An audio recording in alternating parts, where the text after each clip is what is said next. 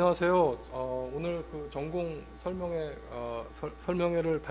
발표를 맡게 된 화학공학과 학과장 박재영입니다. 이렇게 만나 뵙게 돼서 너무 반갑고요. 어려운 와중에 이렇게 또 바쁜데도 불구하고 모두들 이렇게 참석해 주셔서 고맙게 생각합니다. 오늘 여러분들한테 간단하게 이제 우리 학과에 관련되어진 기본적인 현황을 좀 설명해 드리고, 그 다음에 우리 학과에서 가장 크게 생각하고 있는 그 과제 중에 하나인 브레인 코리아라고 하는 그 프로그램에 대해서 또 김태일 교수님께서 오셔가지고 강의 후반부에 또 설명을 해주실 예정이고요. 마지막으로 여기 이제 그 학위 과정별로 다 좀 다를 텐데, 석사학위 또는 석박통합, 박사과정 이렇게 학위 과정에 따라서 저희 학과에서 정해놓은 졸업 기준이 있습니다. 그래서 여러분들이 그 졸업 기준을 좀 잘 이해해야지 나중에 졸업 후에 취업을 하거나 다음 단계로 넘어가는 데 있어서 문제가 안 되기 때문에 오늘 그거를 좀 자세하게 설명을 해 드릴 테니까 반드시 여러분들 잘 숙지를 하고 있다가 나중에 그 졸업 요건 때문에 문제가 발생하지 않도록 유념해서 잘 준비를 해 주셨으면 좋겠습니다.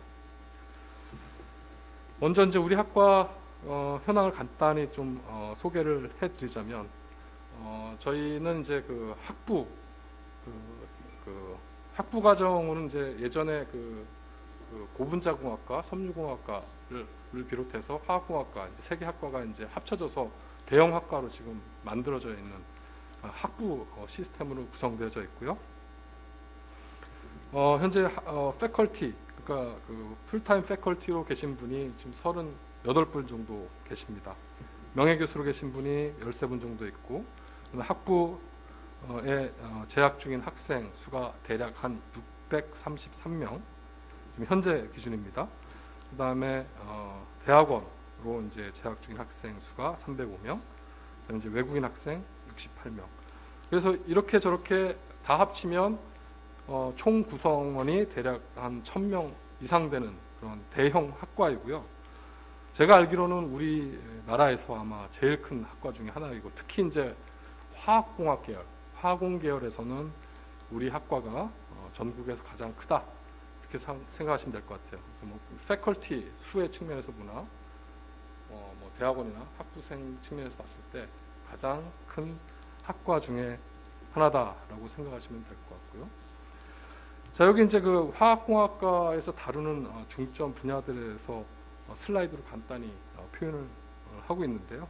과거에는 그 기본적인 화학적인 이론에 기반해 가지고 공학적인 어떤 이론을 접목시켜서 다양한 이제 산업에 적용이 되는 학문이었고, 가장 대표적인 게 이제 석유화학 산업이었죠. 그래서 화공과를 졸업한 학생들 상당수가 이제 주로 이제 석유화학 계열의 기업체에 이제 취업을 해가지고 활동을 했었고요. 당시에는 이제 화학과 미케니컬 엔지니어링의 백그라운드에 기반을 둔 이제 화학공학이었다면, 최근에는 이제 그 범위가 좀 더 확장되어져서 기초 분야인 물리, 화학, 바이올로지를 이제 접목되어진 형태의 어떤 융합 학문 분야로 발전하고 있다라고 생각하시면 될 것 같아요. 그래서 우리 학교에 여러 학과들이 이미 존재를 하고 있는데, 그 학과들 중에서 그 어떤 나중에 졸업 이후에 진출 분야를 따졌을 때 가장 폭넓게 갈 수 있는 학과가 어디냐 하면, 제 생각엔 대표적으로 화학공학과가 되지 않을까 싶어요.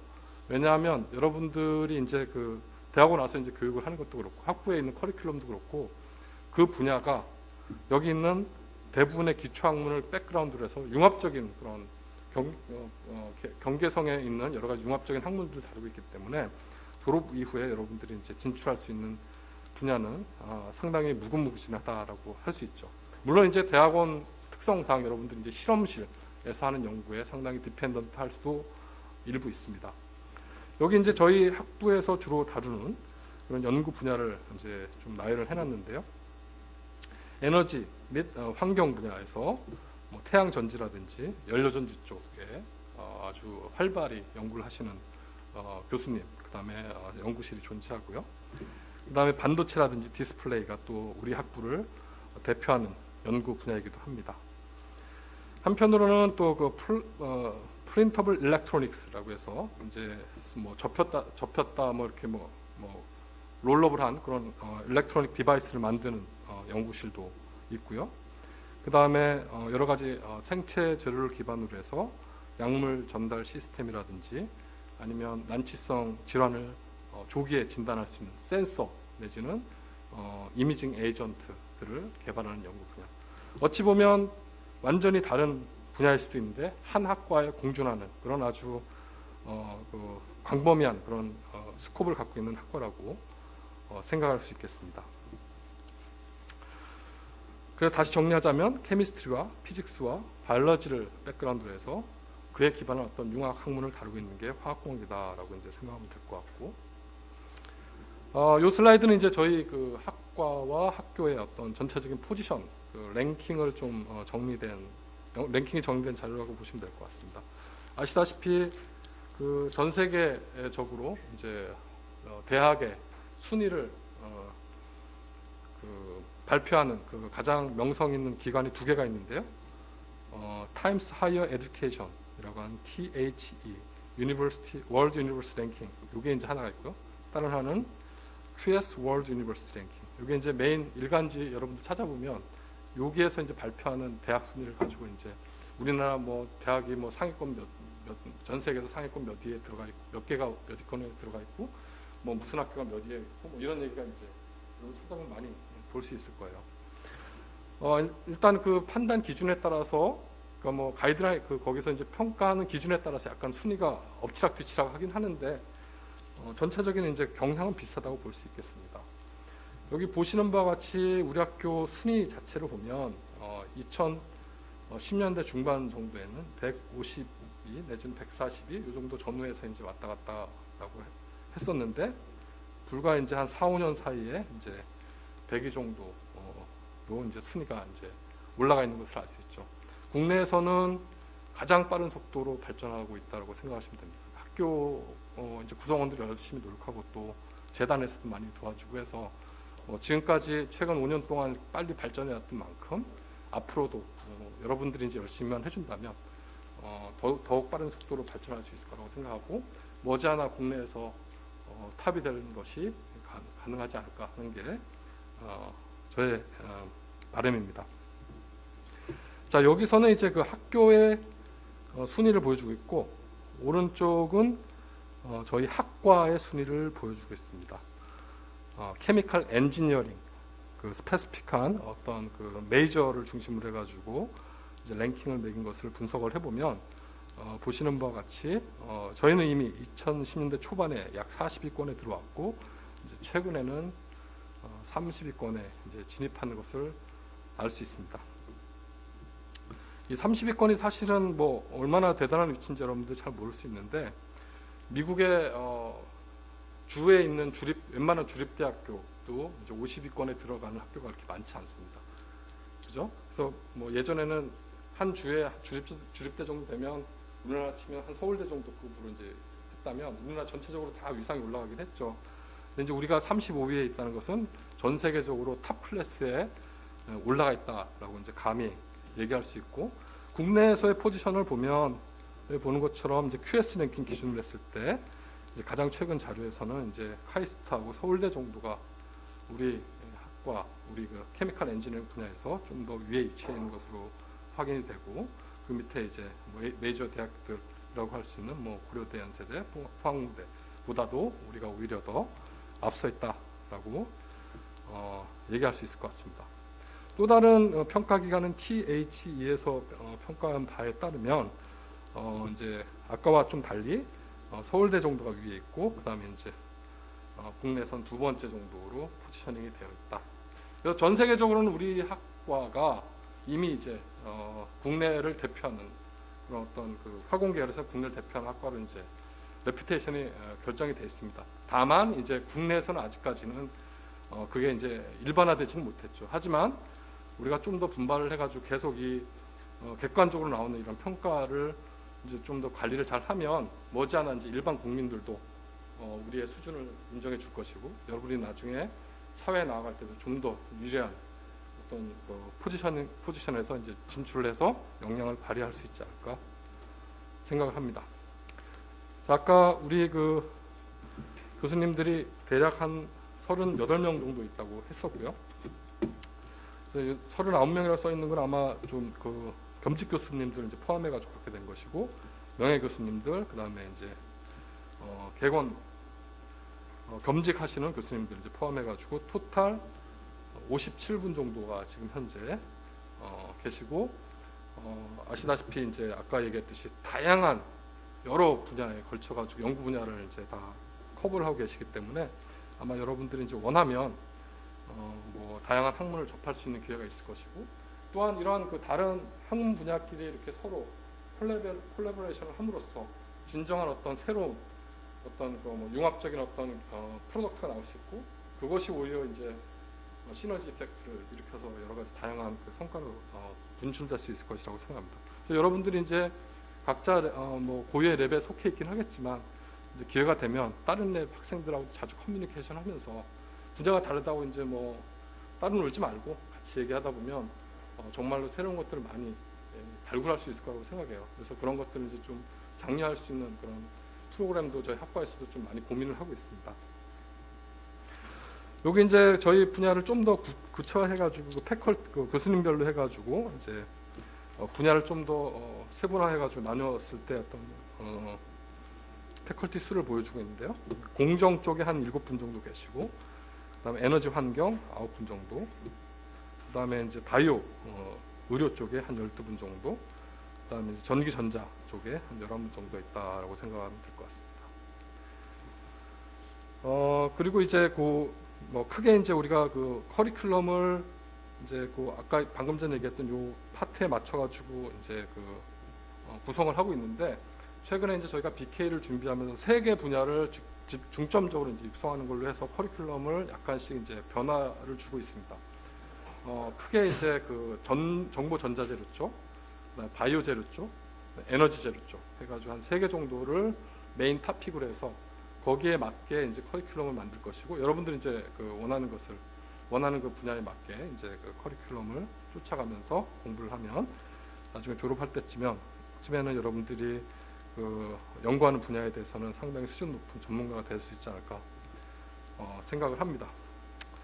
뭐 여기 있는 슬라이드는 이제 뭐 대표적인 연구 업적 같은 것들을 좀 보여주고 있는데, 뭐 전 세계적으로 가장 좋다라고 하는 논문, 대표적인 논문을 3개를 꼽아라라고 하면 네이처, 셀, 사이언스, 여기 3개를 꼽습니다. 그 밖에 이제 거기에서 파생되어지는 시스터 저널들, 뭐 네이처 에너지, 뭐 네이처 포토닉스, 네이처 머티리얼스, 사이언스 트랜슬레이셔널 메디슨 해가지고 요 이제 파생되는 저널들이 많이 있긴 한데, 그런 시스터 저널도 물론 이제 사람들이 상당히 대단한 저널을 쳐주지만, 이렇게 정통 네이처 사이언스 셀은 이제 뭐 상당히 그 영향력이 크고요. 한 학과에서 1년에 하나 나오기 어렵습니다.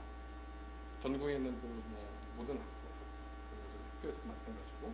근데 저희는 이제 이런 네이처 사이언스를 국내에서는 제일 많이 낸다라고 생각하시면 될 것 같아요. 그만큼 이제 그 우리 학과를 구성하고 있는 교수님들의 연구 역량이 세계적인 수준에 올라가 있다.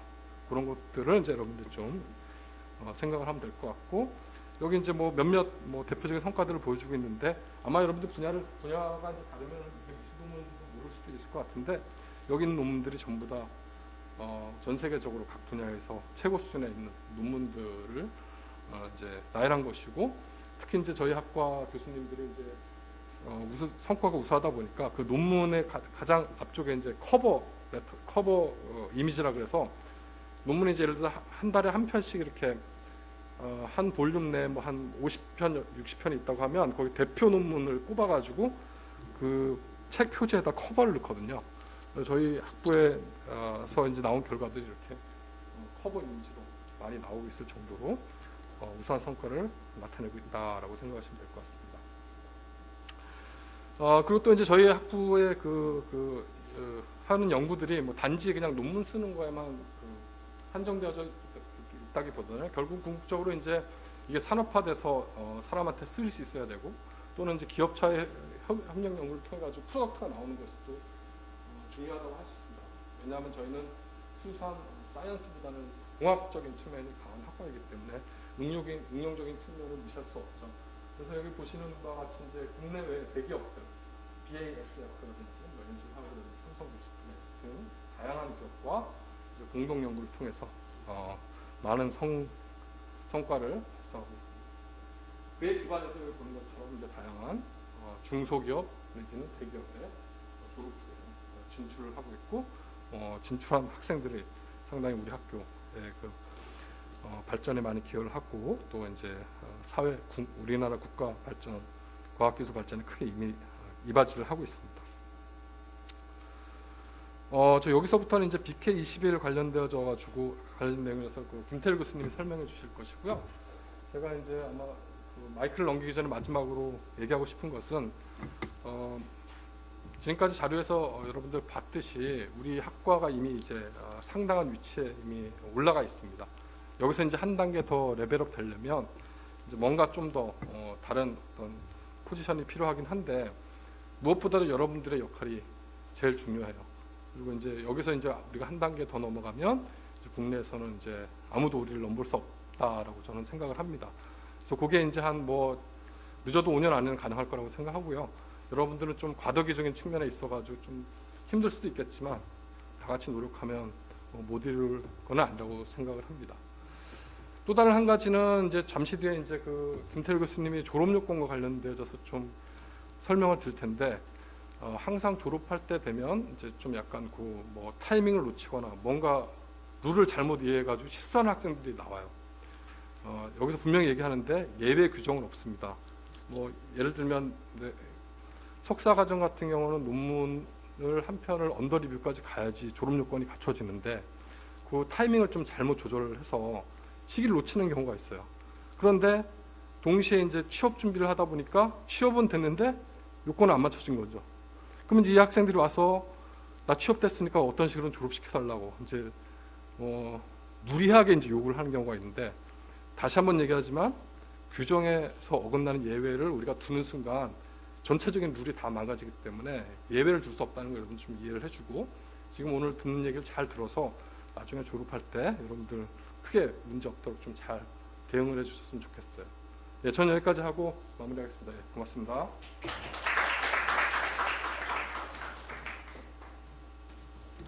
네, 저는 화공과에 있는 김태일입니다. BK 총무를 맡고 있고요. 왜 신입생들한테 이 BK에 대해서 이야기를 하고 그 다음에 졸업 요건에 대해서 설명을 하냐면 이거에 대한 당위성을 좀 알아야 될 것 같은데 BK 프로그램이 언제부터 시작했냐면 한 20년 전에 저희가 공부하기 시작했을 때부터 시작을 했었어요. 그 후로부터 이제 국내 대학원들이 경쟁력을 갖추고 있고 여기서 졸업한 친구들이 각자 이제 회사나 인더스트리나 아니면 아카데미아로 다 가서 저처럼 이제 교육을 한다든지 혹은 아니면 회사에 들어가서 지금 부장 정도 됐겠죠.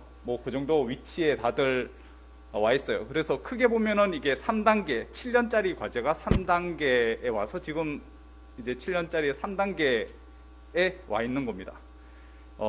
가장 큰 국가에서 가장 큰 대학원 교육 프로그램으로 알고 계시면 좋을 것 같아요. 저희가 작년에 이거를 준비하면서 이 사업단을 준비하면서 7년 동안 이제 프로그램을 만들었고요.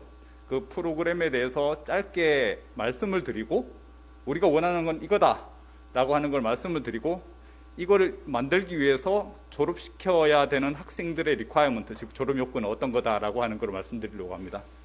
복잡하겠지만 최대한 간략하게 설명을 하려고 합니다. 저희 연구단의 비전은 제일 위에 있습니다. 자기 주도적 학생을 기르고자 한다라고 하는 겁니다. 그 위에 보면 지속 가능 화학공학이라고 하는 게 있고요.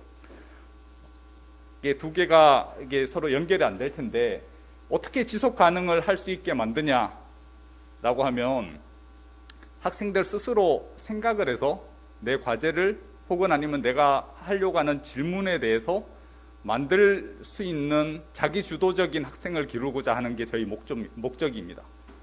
이게 기존 대학원생들은 선생님이 뭐 해라 라고 하면 그걸 하면 돼요. 그런가요? 이렇게 하면 되는 거죠. 근데 지금부터는 사실 그 패러다임을 바꾸려고 하고 있습니다.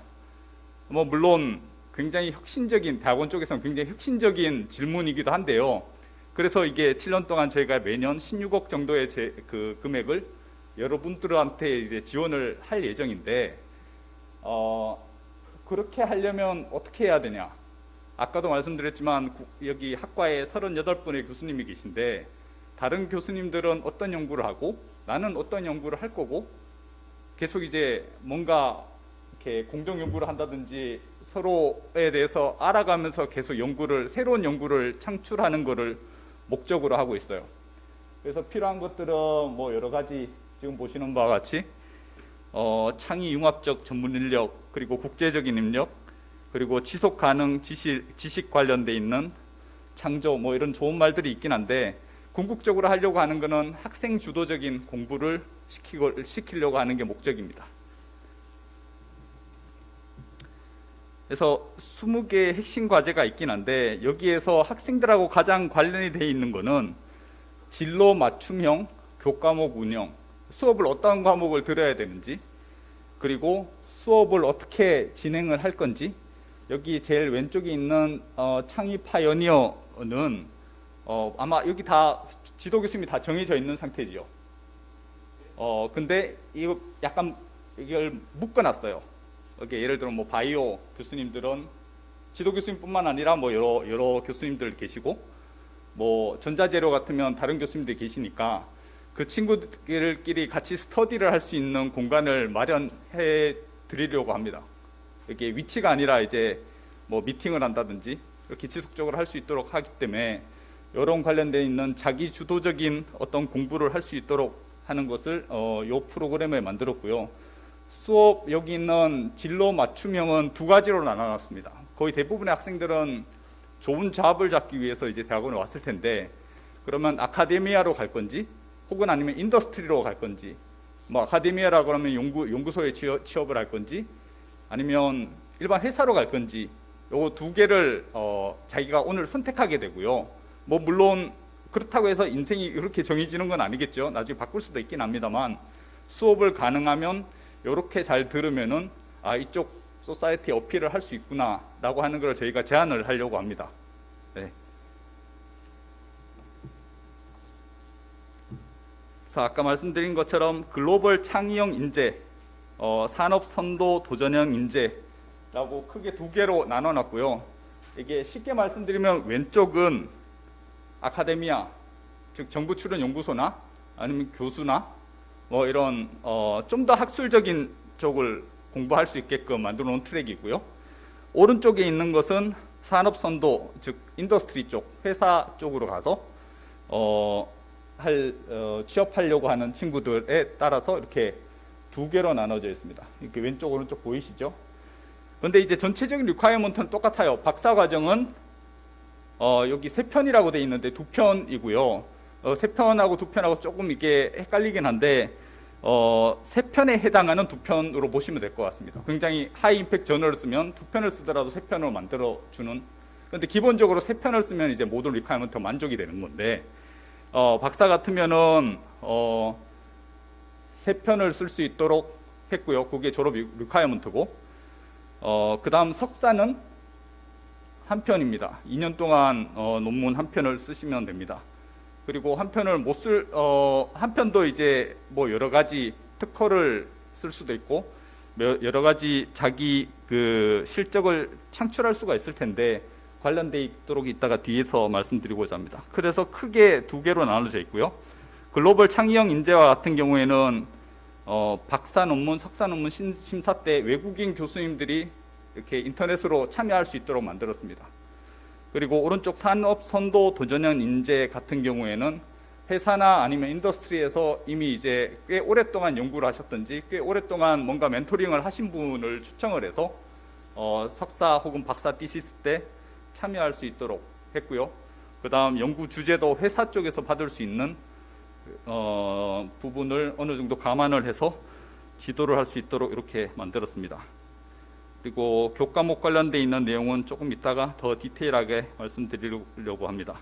그래서 오늘 지금 간단한 숙제를 내드리면, 글로벌 창의형 인재가 더 맞는 건지 자기가, 혹은 아니면 산업 선도형 도전형 인재가 더 맞는지 한번 일단은 가늠해 보시면 좋겠습니다. 맨 마지막에 설문지를 저희가 돌릴 텐데 거기에 적도록 되어 있습니다. 그래서 BK 트랙별 전공 이수 로드맵이 지금과 같고요. 학생들은 꼭 들어야 되는 과목은 여기 있는 핵심 공통 과목들입니다. 그래서 필수 두 과목은 꼭 듣도록 되어 있고, 이 중에 화학공학 특론, 다음 학기 이제 이번 학기에 제가 수업을 열 텐데, 화학공학 특론 관련돼 있는 것은 제가 맡을 테니까 꼭 좀 들어줬으면 좋겠습니다. 이게 졸업 관련돼 있는 리ኳ이어먼트 중에 하나입니다. 그리고 지도 교수님이 여기 세 개 중에 하나에 꼭 포함이 되도록 되어 있습니다.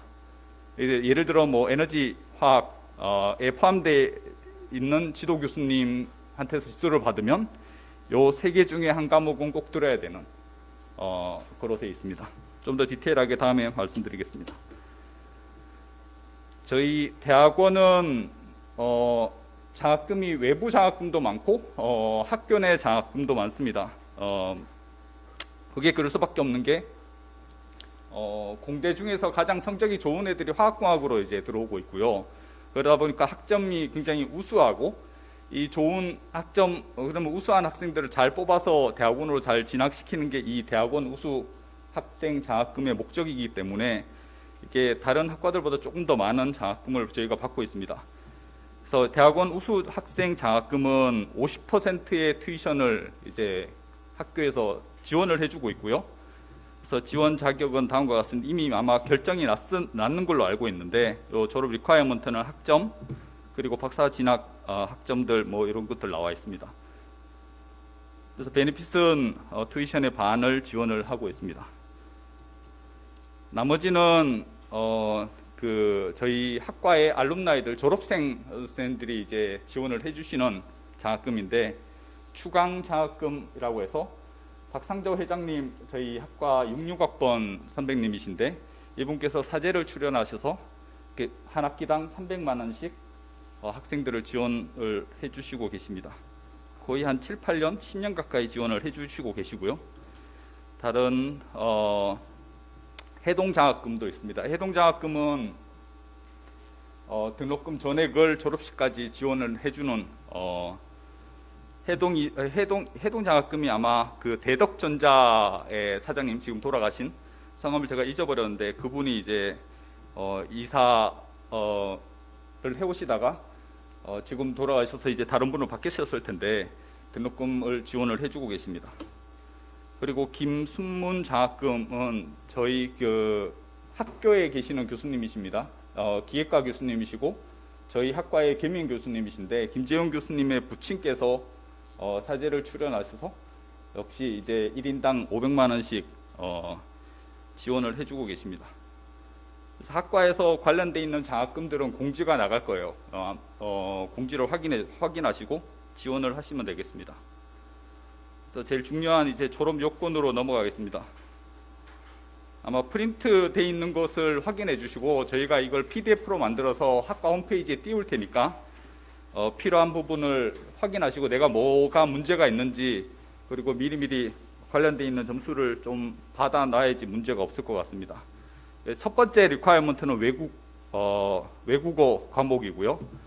영어는 지금과 같은 여러 이제 많은 시험들이 있는데, 이 중에 하나를 점수가 리ኳ이어먼트가 있고, 요거를 학과에다가 이제 제출을 하시면 돼요. 그래서 근데 이제 제일 큰 문제가, 자기가 이제 점수를 받아놓은 건 문제가 없는데, 여기에 본인이 면제 신청 기간에 면제 신청을 해야 돼요. 그래서 요것도 역시 이제 학과에서 공지를 내릴 텐데 홈페이지에 이렇게 떼어 놓을 테니까 그때 면제 신청을 하시면 됩니다. 요거는 기간에 상관없이 면제 신청을 하는 걸로 알고 있어서, 만약에 지금 이제 뭐 점수가 있다라고 하면 요게 아마 그 논문 제출 자격 시험 신청 기간 정도에 받는 걸로 알고 있는데, 잘 준비를 미리 이제 받아놓고 잘 사본을 가지고 있다가 요때 면제 신청을 하시면 돼요. 그리고 전공 과목은 학점은 몇 점을 받아야 되는 것들은 지금 같고요. 15점, 27점, 39학점 리콰이어먼트가 있고요. 이거는 수업을 그대로 들으면 되는 건데 이게 문제는 이 중에 일부는 반드시 들어야 되는 과목이 있습니다. 석사 학생은 2과목을 신청을 해야 되고요. 졸업시험에서 2과목 모두 합격을 해야 되는 거고, 박사과정 및 석박통합은 3과목을 신청해서 3과목 모두 합격을 해야 됩니다. 그러면 이 3과목, 2과목이 어떤 거냐? 여기에 나와 있습니다. 꼭 들어야 되는 거는 화학공학 특론, 뭐 밑에 이제 다른 과목들도 있긴 하지만 꽤 오랫동안 이제 데이터가 축적이 안 됐기 때문에 가능한 한 화학공학 특론을 꼭 들으시길 추천해 드립니다. 화학공학 특론을 수업을 듣고요. 나머지 하나는 아까 말씀드린 것처럼 각각의 이제 카테고리, 자기 지도 교수님에 따라서 조금씩 달라집니다. 누구한테 이야기를 하죠? 혹시 지도 교수님 성함이 누구죠? 네, 김덕준 교수님요. 김덕준 교수님은 에너지 부분이니까 이 학생은 에너지 여기 있는 3개 과목 중에 하나를 꼭 들어야 되는 거고요. 혹시 박사과정 여기 있나요? 석박통합이나? 혹시? 네, 지도 교수님, 박남규 교수님요. 아까 돌아가 보면 박사과정은 3과목을 들어야 되죠. 3과목 중에 한 과목은 화학과학 특론을 들으시면 되고요. 그리고 박남규 교수님도 역시 에너지에 포함이 되어 있습니다. 에너지에 포함되어 있으니까 에너지 쪽에 있는 3과목 중에 한 과목을 들으셔야 되고요. 그 다음 나머지 하나는 자율이니까 요 오른쪽에 있는 심화 과목을 들으셔도 되고 다른 카테고리에 있는 과목을 들으시면 됩니다. 어찌됐든 3과목의 퀄리피케이션 이그잼을 통과를 해야 되고 석사는 2과목의 퀄리피케이션 이그잼을 통과를 해야 됩니다. 이거를 왜 강조를 하냐면 화학공학 특론은 작년에 제가 채점을 해봤을 때 75% 통과를 했어요. 이제 75%는 그때 이제 문제 없이 학생들이 졸업을 했고 나머지 25%는 불행히 또 떨어졌어요. 그게 거의 뭐 백지를 냈는 상태의 친구들이 있다고 보시면 될 것 같아요. 그래서 여기 있는 필수 과목들은 화학공학 졸업하는 학생들이 꼭 필요한, 그리고 전공의 석사로서 혹은 아니면 박사로서 졸업할 때 꼭 필요한 소양들을 가리키고 있기 때문에 어느 정도의 기준은 통과를 해야지 화학공학 특론, 화학공학을 졸업했고 그 중에 이제 성균관대 정도의 레벨에서 어느 정도 학위를 받을 수 있는 권한이 된다라고 저희가 평가를 하고 있기 때문에 이 과목들은 반드시 들어야 되고 졸업시험을 통과를 하셔야 돼요. 혹시 질문 있으신 분 여기에 대해서 없나요? 여기에 지도 교수님이 여기 아닌 다른 교수님이 있는 학생이 있나요?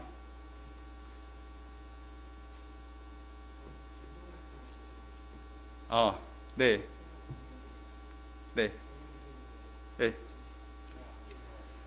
그러면 화학공학 특론 수업을 들으시고요.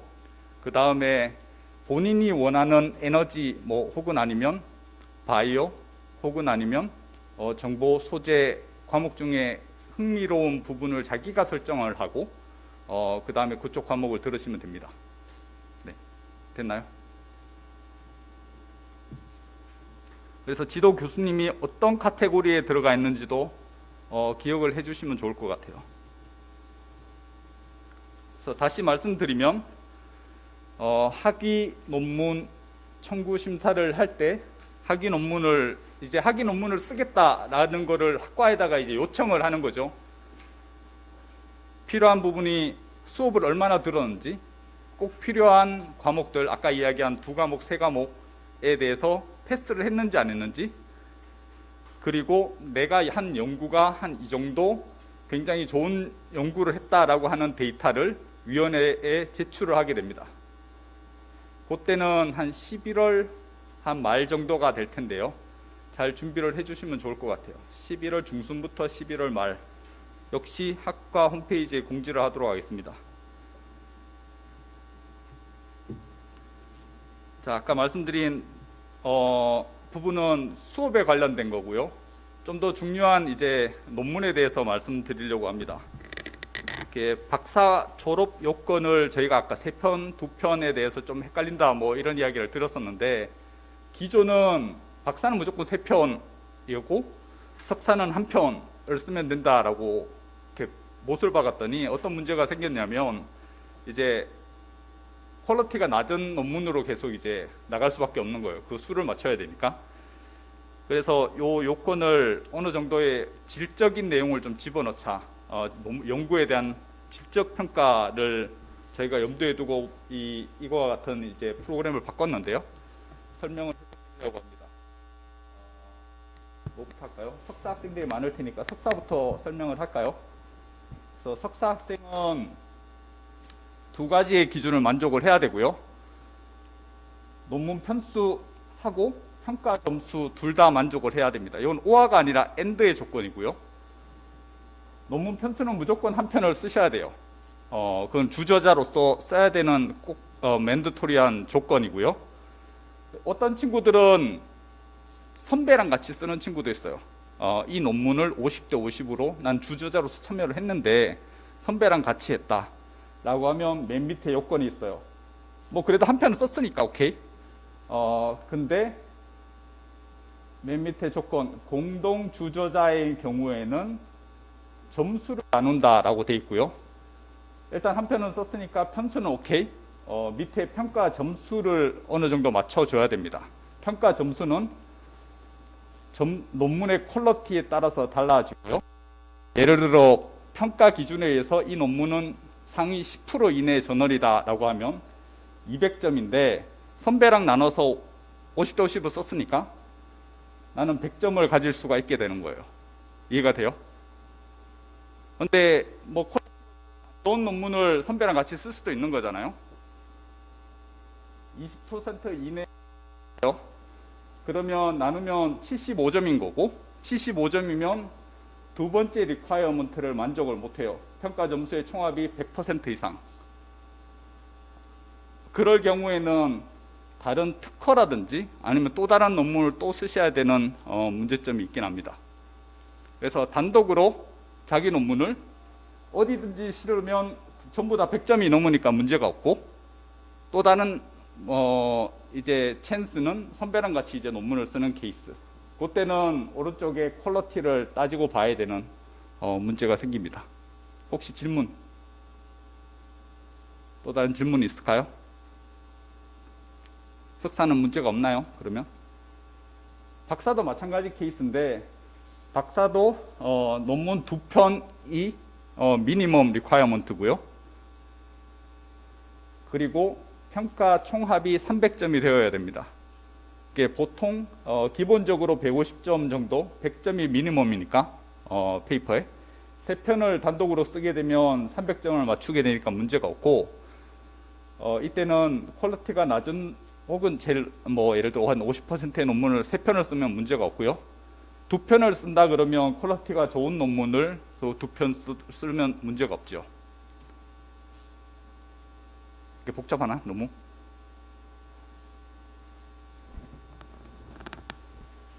오케이, 나중에 졸업할 때 돼서 찾아오시면 상담을 해드릴게요.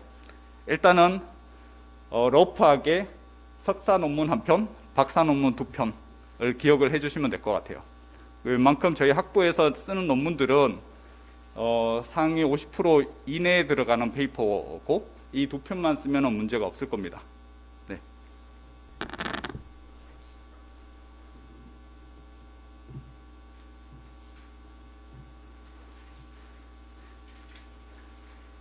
그리고 학과 졸업 내규로 넘어가시면, 아까 요 위에 과목을 설명하면서 화학공학 특론에 대해서 이야기를 했었는데, 화학공학 특론을 석사과정 중에 들어야 되는 거고요. 그 다음 논문 작성법 및 연구윤리 관련돼 있는 수업을 한번 들어야 됩니다.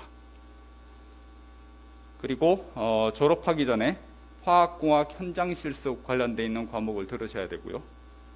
그리고 나머지 하나 리퀘어먼트는 모든 졸업 논문은 영문으로 작성한다. 어차피 국제 논문에 논문을 퍼블시 할 거기 때문에 그 내용을 그대로 졸업 논문으로 쓰시면 문제가 없을 겁니다. 관련되어 있는 모든 머티리얼들은 학과 홈페이지에 다시 로드를 하겠습니다. 그래서 졸업 요건 관련된 것들은 언제부터 말씀드리고요. 그리고 아까 말씀드린 학과 홈페이지 볼 수 있다라고 했었는데 지금 학과 홈페이지 주소가 이렇게 만들어져 있고요. 그 다음에 여기 BK 연구단 아래에 있는 BK 21 공지사항에 보면 나와 있습니다. 이게 최신 글 혹은 아니면 왼쪽에 하이라이트 되어 있을 거예요.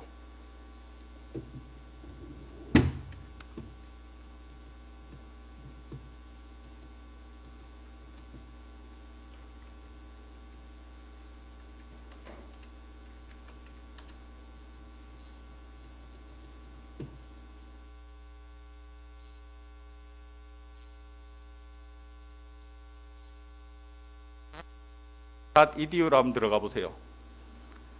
학과 내에 이제 교수님들이 어떤 교수님들이 계시고 어떤 연구를 해왔고 이런 관련되어 있는 연구들이 내용들이 다 들어가 있고요. BK21의 공지사항에 가면 지금처럼 공지사항들이 나열되어 있습니다. 다 들어가.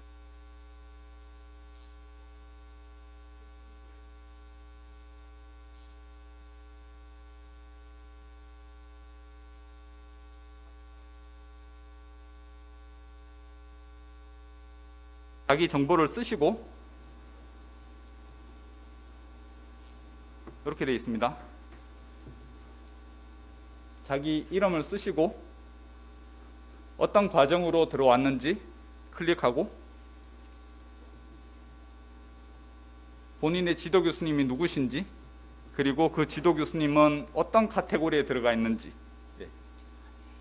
네. 화학공학 특론이 아니에요? 제가 잘못 적었어요. 네. 지도 교수님이 누군지 클릭해 주세요.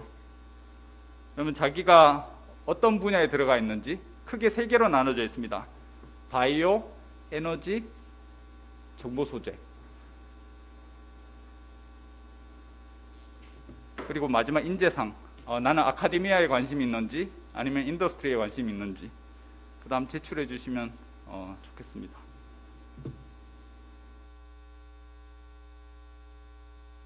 가능한 한 대학원 학생들하고 저희 사업단하고의 이제 커뮤니케이션을 홈페이지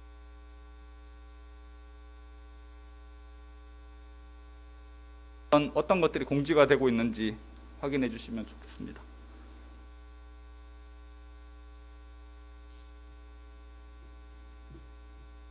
제가 아까 잘못 설명해 드린 게 있어서 다시 리마인드를 해드리겠습니다. 화학공학 특론이 아니라 화학공학 세미나네요. 화학공학 세미나를 들어야 된다고 합니다. 그리고 나머지 하나 프린트물에서 타이포가 있는데요. 이렇게 이 부분 분야별 열이 아니라 분야별인데 분야별 핵심 과목 중 하나 자유선택. 즉 화학공학 특론 한 과목과 각 분야별 에너지, 바이오, 정보 소재 중에 포함되어 있는 나머지 한 과목을 핵심 과목을 들으시면 됩니다. 아까 빨간색으로 하이라이트한 과목들. 박사는 나머지 하나는 자유.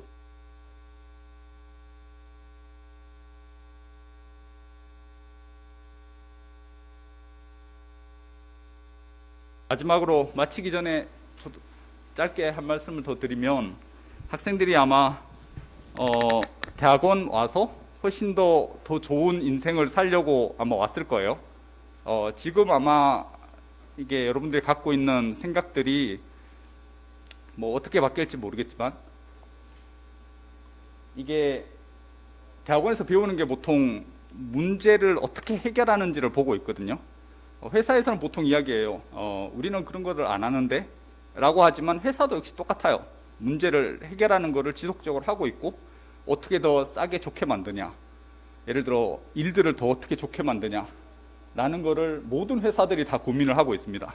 이게 비단 뭐 바이오 회사, 뭐 전자 회사, 반도체 회사 이렇게 우리가 나눌 뿐이지 대학원에서 배우는 거는 마찬가지예요. 아무도 하지 않았던 어떤 연구를 딴 사람들보다 더 좋게, 딴 사람들보다 더 싸게, 딴 사람들보다 더 잘할 수 있는 방법을 대학원에서 배우는 거거든요. 그죠?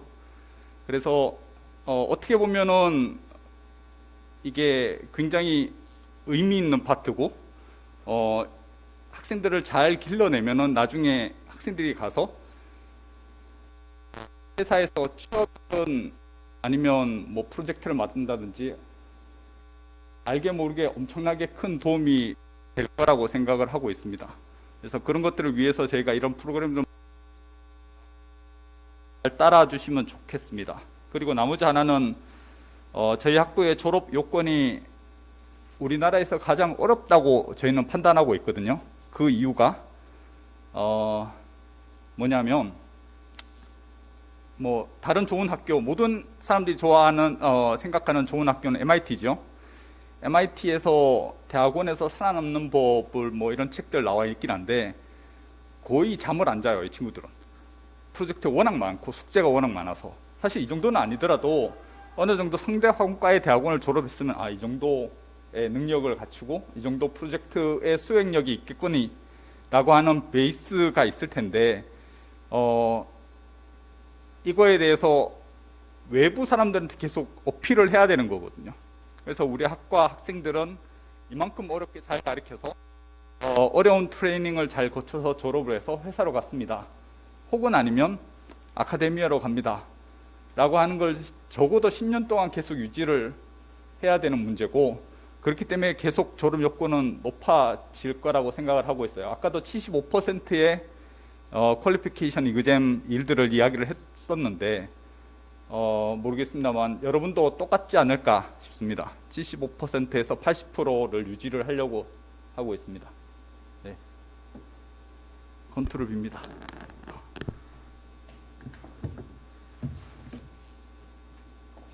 마무리 하시겠습니까? 네. 네.